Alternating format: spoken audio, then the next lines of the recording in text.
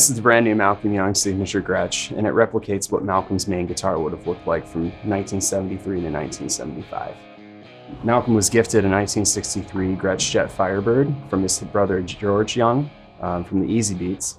And Malcolm quickly kind of took to making it his own instrument and added a third pickup and all that stuff. And this guitar basically is what it would have looked like before he stripped everything off the guitar, removed all the pickups, stripped the paint off. And it's a really interesting glimpse into that really early kind of phase of his playing career in the early stages of AC/DC.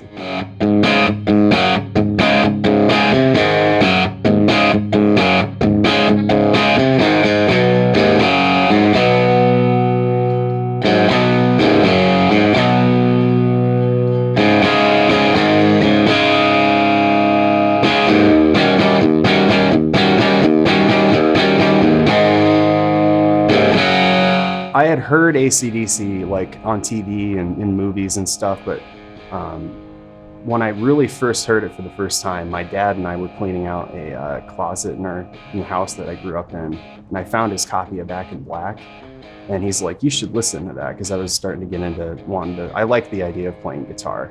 And when I heard that, it was just like, that's it, I want to do exactly that. And ever since, it's been kind of an obsession really to just study that technique. And I remember the first time I could really differentiate between the guitars in the mix and whatever, I was like, whatever the guitar on the left-hand side is doing, which is Malcolm, is just incredible.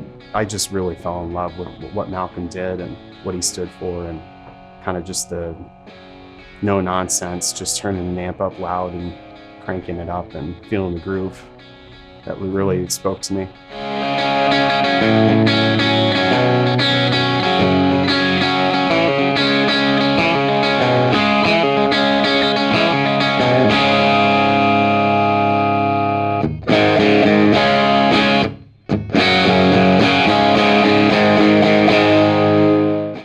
Gretsch guitars do something different from like Gibson and Fenders. They sit in a really weird area in between the two. They've got the full bodiness of a Gibson humbucker guitar, but then they also have that twangy element of like a Telecaster or something.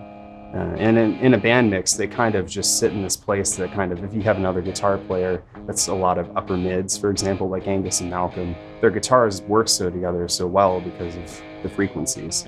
Malcolm kind of framed what Angus's sound was.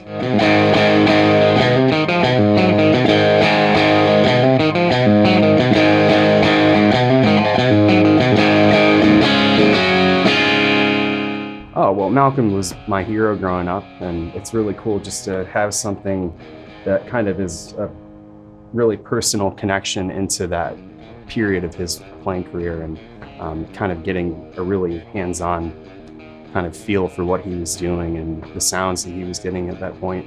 And it's just a really cool tribute to somebody that contributed so much to music and touched so many lives in the process.